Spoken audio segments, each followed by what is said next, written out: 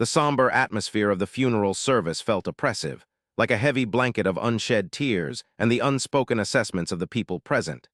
My dad's coffin was positioned at the front, decorated with his beloved white lilies. The priest's serious words drifted past me, barely making an impact. I felt emotionally drained, stuck between the ache of sadness and the stark truth of what this day truly represented. I had lost the only person who had always had faith in me, and the sadness wasn't mine alone. My sister, Isabella, sat a few rows ahead, wearing a chic black designer dress that emphasized her trim physique. Unlike my own outward grief, she didn't show the pain of this loss on her face. Instead, her lips curved into that familiar, self-satisfied smirk she always had, as though she was already looking forward to the next chapter. The church was packed with relatives, coworkers, and supposed friends, the majority there simply for appearances, but I knew the real reasons some were there. They were eager for what was next, anticipating the reading of the will, and Isabella clearly wasn't patient. She abruptly stood, her heels making a sharp tapping sound on the glossy wooden floor. The quiet murmurs throughout the space stopped immediately. "I wanted to take a beat," she stated, her voice thick with a rehearsed sadness, "to express my gratitude to you all for being here today. I understand the significance my father held in each of your hearts, and I know he would be deeply touched to see how much affection is here for him, even now that he's gone." A wave of nods moved through the gathering. I tightened my jaw. She was acting, but she kept on, her voice changing. "This is also a time to respect his desires. My father, may he find peace, left everything to me. His possessions, his business, his wealth, it's all mine now." An absolute hush descended over the room. People gave shocked glances, hushed conversations commencing. She could have waited for the official announcement, but no, she needed to embarrass me first. Isabella then turned towards me, her eyes a cruel blue, and as for my sister, she let out a light laugh. Well, let's just say she was never really suited for anything. She wasted years pursuing ambitions that never materialized. Our father was kind, naturally, but even he understood the reality. She sneered, "I mean, she's just a silly girl." Giggles, faint and uncertain, bounced around. I felt my face flush, but I wouldn't let my feelings show. I slowly stood up from my chair, my gaze meeting hers. The whole room held its collective breath. Then I smiled. "Congratulations," I simply said. Afterward, I turned and left the church. I felt their gazes boring into me like a physical sensation. I heard the whispers, wondering why I wasn't reacting, why I wasn't putting up a fight. They didn't understand, not at this moment, but they would soon. By the next day, Isabella's life would be drastically different. I walked out of the church and into the cool air of the night, still replaying Isabella's words in my mind. A subtle smell of the wet ground filled the air, but I didn't pay much attention. My pulse was calm, which felt odd, considering what had just transpired. Honestly, I had anticipated this. Isabella had always been the favorite in our family, practically raised for success, lauded for her likability, and acknowledged for just being born into the right circumstances. As for me, I was always the second thought, the unpredictable one, the one who had to earn everything. My life decisions were always unconventional. While she enjoyed a life of privilege, I carved my own path, even though it seemed like a failure to most people. She thought she had come out on top. She had no clue what was about to happen. I inhaled deeply and took out my phone, dialing a number I hadn't dialed in a while. Miss Callahan answered, her voice calm and professional. "It's time," I said, my voice unwavering. There was a short moment of silence, then a chuckle on the other end. "The paperwork will be delivered first thing in the morning," I was told. I ended the call, putting my phone back in my pocket, and the barest of smiles touched my face. The future was about to be different. As dawn arrived, the air in my penthouse was filled with the aromas of fresh coffee and expensive perfume. I was relaxing at the dining table, scrolling through my phone, mostly ignoring my assistant as she went over my schedule for the day. "After the board meeting, there's a media interview concerning your inheritance," my assistant stated as she fiddled with her glasses. "We need to prepare a statement explaining how you plan to manage your father's business." I barely glanced up from my phone. "Just say something about honoring his memory and growing our power. Make it sound."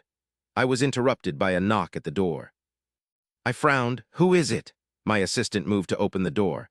A man wearing a sleek black suit was in the doorway, carrying a file. His face gave nothing away. "Miss Callahan?" he asked, entering the room. "Yes." I leaned back in my chair, definitely not impressed. Who are you? My name is David Rains. I'm here representing the legal firm handling your father's estate. He opened the file. There's been a new development. I rolled my eyes. If it's about some distant relative trying to get a piece of the fortune, send them to my lawyers. David didn't react. He simply placed a document on the table in front of me. My assistant leaned closer, looking at the top of the page.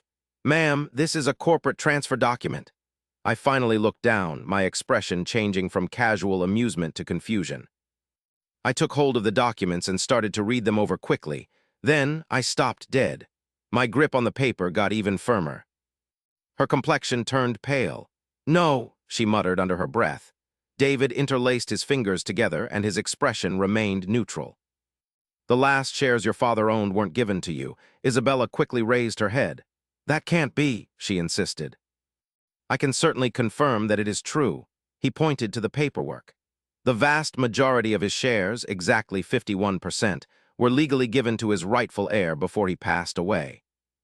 The air around us seemed to turn frigid. Who? Isabella demanded. David quickly glanced at his watch. She should be arriving shortly.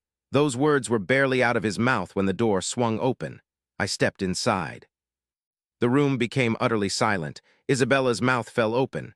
No, she sputtered. This isn't possible. I gave a slow, genuine smile. Good morning, Isabella. The assistant took a step backward, seemingly sensing the tension. I walked over to the table, placed my bag down, and casually pulled out my own copy of the documents. You were right about one thing, I stated as I quickly looked through the pages. Dad did understand what was really happening. I locked eyes with her, and she was shocked, and he ensured that his inheritance was left with someone who truly earned it. Her mouth moved, but no sound came out, because the truth was right there, staring back at her.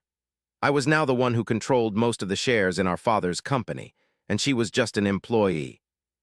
I nervously reread the papers, my fingers shaking, hoping I could find a way out, some error that would stop this terrible situation from becoming real. This can't be real, I declared, glancing up at David.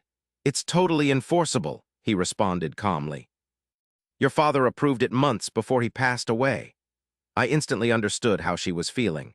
The influence she always bragged about, the business she believed was hers, was now vanishing. Her tone became sharp.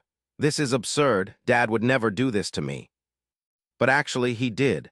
I leaned in slightly, my voice level but pointed. While you were busy pretending to be the perfect successor, he was observing. He noticed who truly worked hard, who valued things beyond simply having control. You, she accused, her tone laced with bitterness. Me, I affirmed. I didn't want to gloat. I didn't need to. The embarrassment she was experiencing was enough. Isabella started taking quick, shallow breaths. Then, in a final attempt to regain composure, she stood up straighter. Fine, she said, forcing a fake smile. You might have the stock, but you lack the skills to manage a business. This is more complex than you realize. You'll be unsuccessful.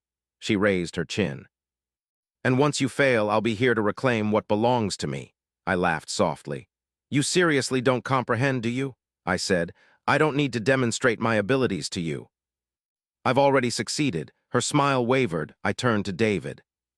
I need to make sure the process moves forward without any problems. I also need to arrange for security to clear out my sister's office before the day ends. It was the final defeat. Her expression was a mask of shock. You're letting me go? I met her gaze, steady and unyielding. No, Isabella, I'm offering you a decision, I said, gesturing to the documents. You can stay employed, report to me, and actually prove your worth for a change, I continued, taking a breath. Or you can leave and get nothing. The ensuing quiet was oppressive. Isabella's mouth opened slightly, but she couldn't form any words. She was, for the very first time, completely helpless. And it was all her own fault. Isabella's fists tightened, her nails pressing so firmly into her skin that I thought I'd see blood. The stillness in the room was like a heavy pressure on her. She had spent all her years thinking she was invulnerable, the one who deserved everything our father had built. But now, that fantasy was dissolving right before my eyes. I observed her closely. She was falling apart, but she wouldn't give up easily. You think you can just strip me of everything? She asked, her voice quiet but filled with rage. I didn't take anything. That's not accurate, I corrected calmly. It was never yours to begin with. Her breathing became faster. This isn't over, I said, tilting my head. Oh, but I believe it is. I pushed the last paper across the table. Sign the agreement, stay in the company, and I'll contemplate keeping you here. Otherwise, I said with a shrug, I bet you'll find some other activity to occupy your time. Perhaps you can finally accomplish something on your own, not relying on your father's connections. Isabella's expression became serious, but before she could reply, my phone buzzed on the table. I glanced at the display. A notification from the financial news source was flashing at me. Urgent. Top Business Leaders Corporation gives majority shares to their youngest daughter. Surprise acquisition shocks everyone. A tiny smile played on the side of my mouth. Precisely as planned, I presented the screen towards Isabella. The color vanished from her features. Looks like the news is out, I mentioned casually. She picked up her phone and her fingers moved rapidly across the surface. The more she read, the more anxious she seemed to get. The remarks, the headlines, the rumors, everything was slipping away from her grasp. Was Isabella ever truly in command? It appeared that the actual successor had been forgotten. Did their father have insights we didn't? Every new comment stung her like a harsh blow. The image she had carefully built over the years, the composed, intelligent daughter, the born leader, was collapsing faster than she could fix it. I settled back in my seat. A difficult day. She glared at me, her hands trembling. You orchestrated this. I met her stare, steady and composed. No, Isabella, you were the one who arranged it. The instant the press release was released, the business world descended into turmoil. Investors were calling, staff were gossiping, and journalists were gathering around like predators, eager for any sign of sensationalism. Isabella, though, she was completely overwhelmed. By lunchtime, she'd shut herself in her office, frantically calling board members, hopping to get their backing. But it was all for nothing. The board had already approved the change.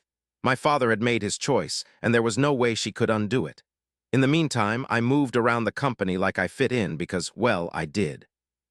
People working there looked at me with interest. Some seemed a little doubtful, but no one was openly unfriendly. Unlike Isabella, I'd never considered them insignificant. Then, the moment I'd anticipated arrived. A board meeting. I entered the modern conference room, where about a dozen important executives were seated around a shiny, wooden table. The atmosphere was tense. They weren't sure what to think of me. Isabella was already there, her face carefully composed, though her eyes were filled with anger. The chairman cleared his throat. Let's begin. First, I'd like to officially welcome our new majority shareholder. He gave me a quick look. Miss Callahan, I presume you're prepared for this role. I smiled. I wouldn't be here otherwise. Isabella sneered, clearly trying to hide her disdain. She's unqualified. She doesn't belong here. I held her gaze without wavering. And yet, here I am. A few board members looked at each other. Some of them hadn't fully made up their minds about me, but I wasn't bothered. I didn't plan to win them over with mere talk. Instead, I was there to demonstrate my capabilities through my deeds. Let's get down to the facts, I stated, opening my presentation. I already examined the financial records of the company. I observed that multiple departments were wasting money due to their inefficiencies. By enacting a strategic overhaul, we could boost our profits by a minimum of 20% within the upcoming 3 months. A moment of quiet, then the CFO became interested, leaning closer. Continue. Isabella's smug expression wavered. She thought I was stepping into this situation unprepared. She was mistaken. I was fully aware of my plan. Amidst the disorder, I hadn't forgotten the individuals neglected during Isabella's leadership.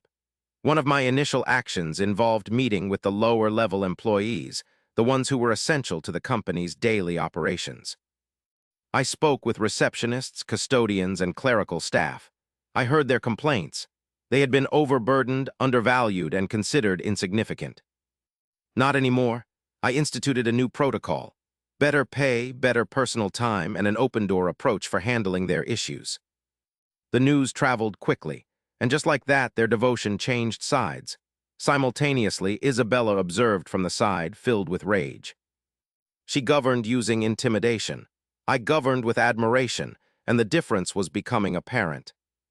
Weeks turned into months, and as I flourished, Isabella deteriorated. Her supporters deserted her. Her power diminished. Then the moment she dreaded arrived. A vote. The board had reached a decision. I saw that Isabella's authority to make decisions was gone for good.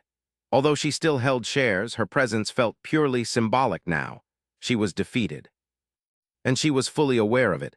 That night she tracked me down in my office. Her complexion was washed out and she looked panicked. "You took everything from me," she breathed. I gave her a long look, keeping my feelings hidden. "No, Isabella," I responded calmly. "You did this to yourself."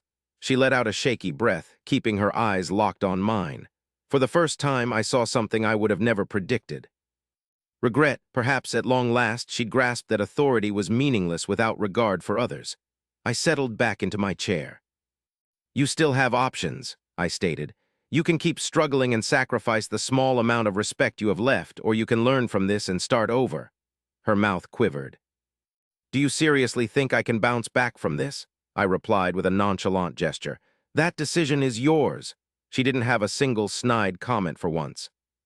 There was no malice, no sense of superiority, just quiet. She turned and left. Maybe, for the very first time, she understood what it truly meant to lose. And maybe, just maybe, she would find a way to change for the better. The city lights twinkled outside my office window, and I leaned back in my seat, feeling the heavy impact of what had occurred. The board had made it official. The reins were now in my hands. I should have felt victorious, and in a way, I did. Isabella had spent her life believing she was invincible, that the world was hers by right. The lesson she learned today was that simply expecting things wouldn't get you anywhere unless you actually worked for them. Even so, winning felt empty. Despite all the awful things she'd done, Isabella was still my sibling. And this was the first time she'd looked at me without that typical air of superiority or disdain, but with something real and genuine. It seemed to be regret. Could she truly transform herself? I had no clue. But one thing I was certain of: I wouldn't let her negativity bring me down any further. I had a business to oversee. And I planned to do it correctly. The initial action I took was eliminating every bad aspect of Isabella's time in charge. Dishonest managers, gone. Policies that took advantage of people, overruled. Playing favorites, out. I built a team of individuals who truly valued the firm, people who wanted to create something substantial, not just satisfy their own ambitions. Initially, some board members were doubtful, but the positive outcomes were evident. Production levels went way up. Staff happiness improved. For the first time in years, the company had a renewed energy. And Isabella, she'd vanished from the spotlight. For weeks, there were no sensational announcements, no efforts to make a comeback. Just quiet, until one evening I received a phone call. It was from her. I paused before answering, my finger hovering over the phone. A part of me anticipated the usual Isabella, conceited, cynical, ready for another conflict. But when I finally answered, the voice on the line wasn't the one I knew. "I understand if you can't bring yourself to forgive me," she whispered. Yet I needed to express it. I paused, momentarily bewildered. What exactly? A considerable period of quiet followed. Then I apologize. The apology felt delicate, floating in the space between us, laced with insecurity. For once in our lives, Isabella wasn't trying to control the conversation. She wasn't attempting to come out on top. She was simply behaving like anyone else. "I forfeited everything," she confessed, "and I earned it." I released my breath gradually. "Yes," I responded, "you did." Another break in the dialogue. "I don't know who I truly am without any of it," she spoke softly. That revelation hit me harder than I anticipated. Isabella had based her whole self-image on being powerful. Without that, she was adrift. And for the first time, I viewed her not as someone against me, but as a person who had been molded by the very environment that once sought to break me. "I can't solve that for you," I said frankly. "But maybe you can." I wasn't certain she could. I wasn't sure she had the ability to genuinely transform. Nevertheless, at least she was making an effort. And for the time being, that was enough. As the weeks went by, the business continued to grow. My father's inheritance was no longer based on avarice and privilege, but on something authentic. Employees believed in me. Investors looked up to me. And for the first time, I didn't feel like the naive young woman Isabella had always tried to portray.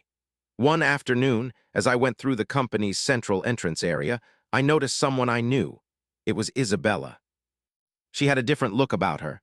No expensive clothes, no air of being superior. She looked up and our eyes met. I saw doubt in her gaze, but something else resolved too. "I'd like to begin again," she told me. "Not as your adversary, not as some spoiled brat." She took a breath, just like me. I looked at her closely for quite a while. She wasn't begging for assistance. She wasn't attempting to get back what was taken. All she desired was an opportunity. And for the very first time, I perceived the sibling I had always wished she could be. I gave a small nod. "So let's build it from scratch." She didn't even blink. Fine, perhaps she'd succeed once more. Perhaps she'd fail. But at least, this time around, she was going about it properly. And for the first time, our narrative wasn't driven by vengeance. It was about getting a second chance.